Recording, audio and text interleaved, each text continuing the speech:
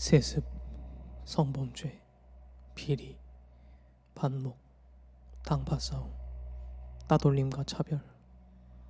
사람 모이는 곳이면 의뢰 그렇듯 조용해질만 하면 터지는 사건과 사고들. 어쩔 수 없다.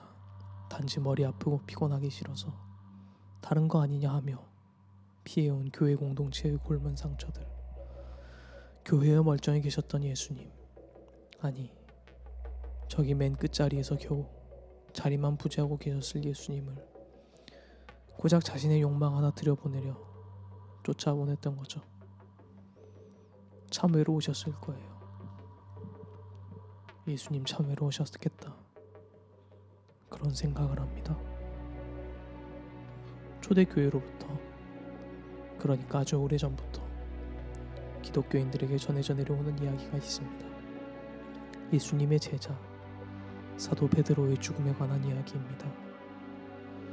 예수님이 돌아가시고 사도들과 많은 제자들이 초대교회를 일으키고 선교를 하던 그 시절, 로마에서는 기독교인들을 향한 국가적인 박해가 있었습니다. 로마 교회의 크리스천들은 베드로에게 박해를 피해 로마를 떠나라고 설득하고 마침내 베드로는 그 도시 로마를 등지고 도망치게 됩니다. 로마 도시 성문을 막 벗어난 베드로는 저 멀리 아피아가 돼서부터 예수님께서 로마를 향해 걸어오시는 환상을 보게 됩니다.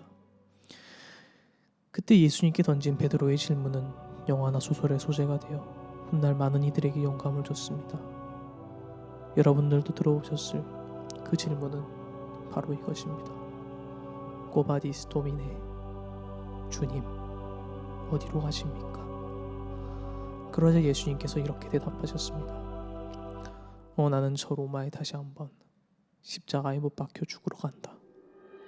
정신이 번쩍 든 베드로는 다시 발걸음을 돌려 로마로 돌아갑니다. 그리고 십자가에 거꾸로 매달려 순교했다 전해져 내려오죠. 우리는 세상을 싸워 이겨야 할 적이라고 말합니다. 교회를 오래 다니셨다면 언제던가 한 번쯤 들어보셨을 겁니다. 세상. 저들은 하나님을 믿지 않고 하나님의 말씀을 따르지 않는 사단과 마귀의 자식들이라고. 사단의 지배를 받는 심판의 도마 위에 오른 그 세상과 대조적으로 우리 교회는 바로 택함을 받은 주님의 자녀들이라 스스로 주장합니다. 그렇다면 여러분, 이 헛소리 앞에서 양심의 가책은 들지 않으십니까? 어떤 질문이나 모순은 찾지 못하셨습니까? 그따위 것을 복음이라 주장하면서 진짜 하나님께 죄송했던 적 없으셨습니까? 그것도 아니면 저 세상을 향해 복음을 전하려 시도조차 해보지 않으셨습니까? 혹시 이 중엔 예수님께서 교회 안에 계신다고 생각하시는 분 있습니까? 그렇게 듣고 자라오신 분 계십니까? 전 그런 줄 알았어요. 혹시 지금부터 드릴 제 말씀이 불편하다면 끝나고 찾아와 저와 대화를 나누셔도 좋고 제 멱살을 잡고 혼내셔도 좋습니다. 우리는 이 교회를, 그리고 여러분 자신을 하나님께서 거하시는 거룩한 성전이라고 말합니다. 예수님을 믿는 우리들은 그 안에 주님께서 계시다고 믿고 그렇게 배워왔습니다. 그렇다면 질문 하나 하겠습니다. 우리가 믿는 그 예수님, 네 권의 복음서를 쭉 읽어보면 성전에 몇 번이나 들어가셨을 것 같습니까? 다들 아시겠지만 대개 3년이라 추정하는 공생애 중에 예수님께서 정작 성전에 출입하셨다는 말은 성경에 그리 자주 나오지 않습니다. 여러분, 예배라는 게 뭘까요? 예배자는 뭘까요? 이 고민을 할 때면 저희 어머니께서 예배를 위해 기도하실 때 반드시 넣으시던 한 문장이 떠오릅니다. 각자의 사정으로 이 자리에 함께하지 못하는 이들에게도 동일한 은혜와 복을 내려주시옵소서. 금요 기도회 찬양팀을 준비하던 저에게 떠오른 묵상이 하나 있었어요. 예배는 오늘 이 자리, 이 예배의 자리에 나오지 못한 이들에게, 그러니까 저 교회 밖에 있는 이들에게 예수님께서 소망이 되어주시길 바라고 또 구하는 것이라고. 졸업을 앞두고 한참 동안 깊은 회의감에 빠져 있었던 저의 마음을 뒤집어 놓는 발상이었습니다. 지금 우리가 예수님이 이 자리에 계시다고 고백하고 있을 때에 과거 이스라엘 백성이 하나님은 성전에 계시다고 말하고 있을 때 그 휘장이 두려워진 지성소를 바라보며 하나님 여기 계시다고 믿고 있을 때 잃어버리지 않은 99마리의 양이 모여 있을 때 정작 하나님이 필요한 자리가 어디일 것 같습니까? 아주 오래전부터 이스라엘이 지은 성전에는 하나님을 만나던 지성소가 있었습니다. 그러나 예수님께서 십자가에 못 박혀 돌아가시던 그 순간에 하나님은 성전의 휘장을 찢으심으로 당시 종교인이 가진 그들의 교만을 정면으로 부정하셨습니다. 우리가 바로 하나님의 선택을 받은 백성들이라고. 하나님은 우리가 지은 이 성전, 이 지성소에서만 우리를 만나주신다고. 오늘 우리가 가지고 있는 하나의 오만한 생각, 하나님은 우리 편이야. 우리는 세상과 다르다는 종교인의 위선과 오만을 찢으신 거죠. 믿지 않는 사람들은 하나님이 어디 계시냐 물을 때, 믿는 사람들은 하나님이 우리 안에 우리와 함께 계신다고 그렇게 말합니다. 하지만 사람들이 그게 궁금해서 물어본 거겠습니까? 세상이 이렇게 아픔과 고통이 있는데 너네가 믿는 하나님 대체 어디 계시냐고. 예수를 믿는 너희 같은 놈들이 악행을 저지르는데 과연 너네가 믿는 하나님 계신 게 맞냐고. 하나님이 계시다 말하는 네가 지금 이럴 수 있냐고. 우리 안에 나와야 할 질문들이 우리 밖에서부터 들려오는 안타까운 현실에 눈이 보이지 않으십니까? 어쩌면 우리가 증거한 것들은 선하신 하나님이 아니라 하나님이 없길 바라는 악인들의 형통한 세상이 아니었을까요? 우리는 그동안 세상과 하나님을 분리해서 생각해왔습니다. 세상은 하나님을 대적하고 하나님이 계시지 않는 곳처럼 선포하고 말하고 있었지만 어쩌면 하나님을 가장 느끼기 어려웠던 것은 나의 죄악된 마음과 교만한 행동들이 아니었을까요? 그렇다면 여러분은 누군가 당신을 보고 하나님을 떠올릴 수 있는 그런 사람이라고 생각하십니까? 예수님께서 이 땅에 내려오셨다는 것은 세상의 불의에 침묵하시어 오직 좁은 지성소에서 자격 있는 제사장들만 만나주시며 성전에 찾아와 속죄의 제를 드린다는 게 본질이 아니라고 말씀하시는 게 아닐까요? 오늘 우리가 읽은 본문, 그 직전까지의 예수님을 한번 떠올려 봅시다. 그 하나님은 육신들 속에 고통 가운데 함께 계셨습니다. 그분은 하나님께 저주를 받았다고 불려지던 문둥병자와 눈변자를 외면하지 않으셨고 가장 더러운 직업을 가진 죄인들의 대표 세리와 장녀들을 찾아가 그들의 친구가 되셨습니다. 그분은 죽은 친구와 그 유가족 앞에서 함께 슬퍼하셨고 죽기 전날 겟세마네 동산에서 눈물을 흘리며 이 잔을 내게서 거두소서 기도하셨던 분이셨습니다. 여러분은 방금 말씀드리니까 하나님을 떠올리게 하는 삶을 살고 계십니까? 하나님은 결코 그 높이 들린 보좌와 지성소에 앉으셔서 세상을 무책임하게 관망하시는 분 아니십니다. 하나님 지금 어디 계시냐고. 이 땅바닥이요, 우리가 발을 붙이며 살아가는 당신의 눈물이 떨어져 말라가고 구걸하던 거지가 드러나고 가난한 자가 내몰려 주저앉는 애통하는 자가 힘껏 땅을 치며 울고 있는 그 바닥에 하나님 언제나 계셨습니다. 그러면 당신은 어디에 계셨습니까? 세상은 우리가 싸워야 할 대상이 아닐지도 모릅니다. 하나님은 바로 저기에 계시거든요. 예배가 뭘까요? 대체 여기 뭐하러 오셨습니까? 하나님께 영광이 뭡니까? 복음서에서 하나님의 영광이라고 말했던 예수님은 어디 계셨습니까? 그러면 우리는 무엇을 구해야 합니까? 저들과 너무 멀리 있게 하지 말아달라고, 제가 그렇게 하게 해달라고. 머뭇거릴 시간이 없습니다. 여전히 하나님을 모르는 저들이 지고 가는 인생의 짐은 너무나 무겁고 버겁기 때문입니다. 교회가 할 일이 무엇일까요? 사람들은 다 말합니다. 원래 세상은 혼자 사는 거라고. 그러나 기독교인들은 이렇게 말하죠. 임마누엘, 하나님이 우리와 함께 계신다. 세상 사람 다 떠나가고도 너는 절대 혼자가 아니라고. 우리가 대적하던 세상엔 여전히 혼자 살아가는 사람들이 있기 때문에 그 사람들의 세상은 결국 외로움 투성이라서 우리가 그들을 환대해야 하는 게 아닙니까? 그러면 당신도 하나님이 사랑하신 이 세상을 혼자 살아가는 외로운 곳이라 고백하시렵니까? 아직도 하나님께서 거룩한 성전, 교회와 성전된 당신 안에만 계신다고 생각하시는 분 계십니까? 그 종교적 우월감에 도취되어 그동안 외면하고 있던 성전문 밖의 세상을 제발 한 번 더 바라봐 주시길 바랍니다. 임마누엘은 성전에서 함께하지 않았습니다. 우리의 눈이 향해야 할 곳은 성전이 아닙니다. 이스라엘 사람들은 성전만 바라봤기에 이 땅에 오신 하나님을 보지 못했고 도리어 그를 보고도 부정하고 십자가에 달아 죽이려 하였습니다. 당신의 마음속엔 여전히 성전과 지성소가 있다면 오늘 본문에서 하나님께서 찢으신 휘장을 다시 한번 떠올리시길 바랍니다. 여전히 자신을 성전이라 말하는 그 믿음의 휘장을 주님께서 찢으실 겁니다.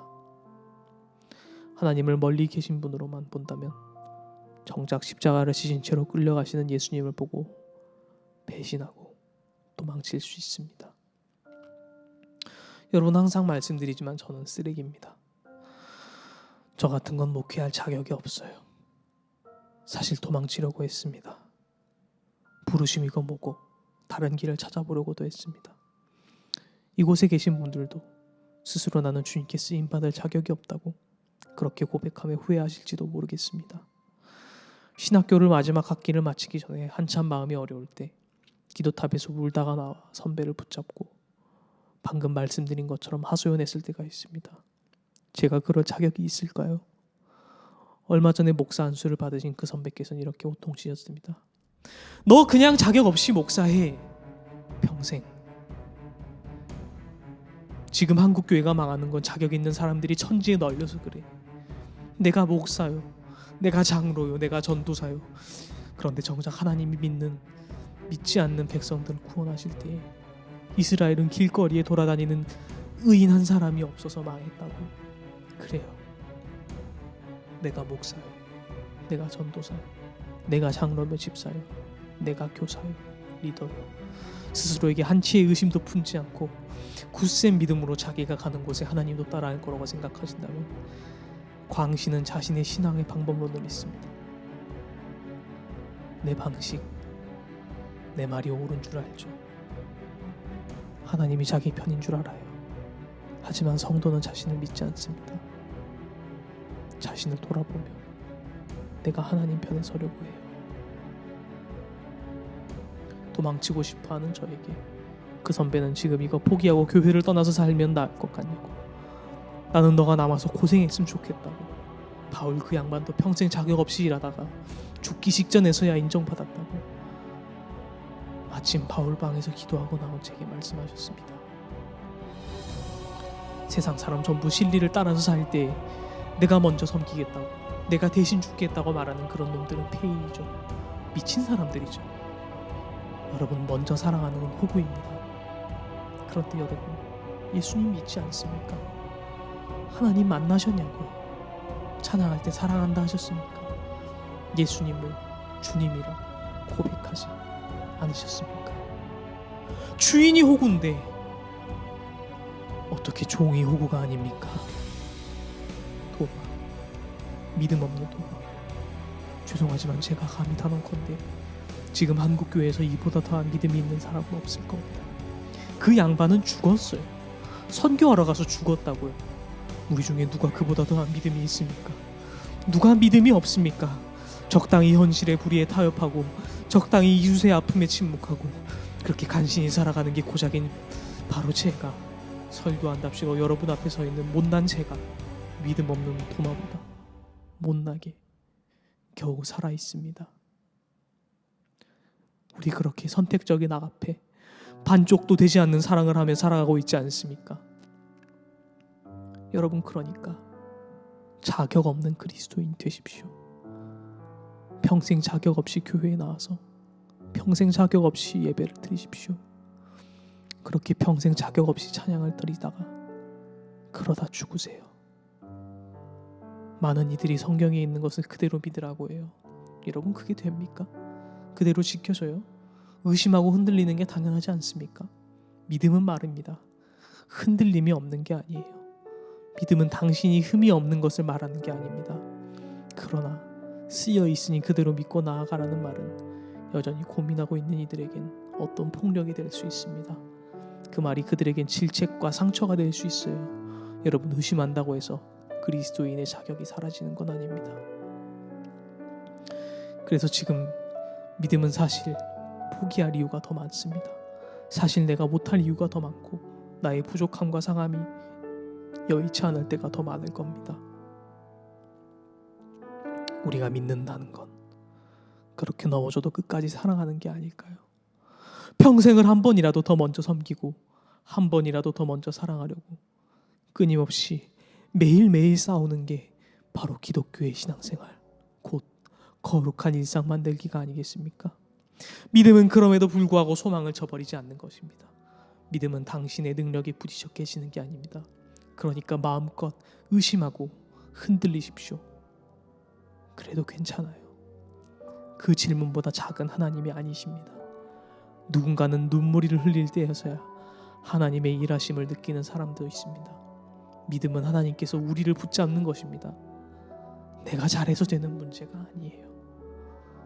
우리는 믿음조차 자격 없이 이어갑니다. 예수님을 3번이나 배신하고 도망쳤던 주님의 수제자 베드로, 그가 다시 한번 소명의 자리에서 도망치려고 했을 때 주님은 다시 한번 그를 찾아가셨습니다. 살다가 한번 좀 도망치고 싶을 때, 포기하려고 할 때, 내 믿음이 작고 내가 아무런 자격이 없다 느껴질 때, 그리고 내가 잘하고 있다고 느껴질 때 물어보십시오. 꼬바디스 도미네, 주님 지금 어디로 가십니까? 여러분 안에 성전을 세운다고 할 때 물어보십시오. 주님 지금 어디 가십니까? 여러분 교회가 성전이라고 말할 때 주님께 물어보십시오. 주님 지금 어디 계십니까? 죄송하지만 그 주님 지금 그 성전에 계시지 않습니다. 그 예수님 지금 저 교회 문 밖 골고다 언덕에서 십자가에 달려 돌아가시는 중입니다. 기도하겠습니다. 아버지, 내겐 아무런 자격이 없습니다. 예수의 이름이 아니고서는 나를 구원하고 치료하리가 결단코 없음을 고백합니다. 나를 그 이름 안에 살게 하소서. 나는 사람들이 생각하기보다 7갑절에 70갑절은 더 악하고 더러우니 주여 나를 구속하소서. 나의 빛이 되시고 나의 생명이 되소서. 주와 함께 죽고 주를 따라 살게 하옵소서.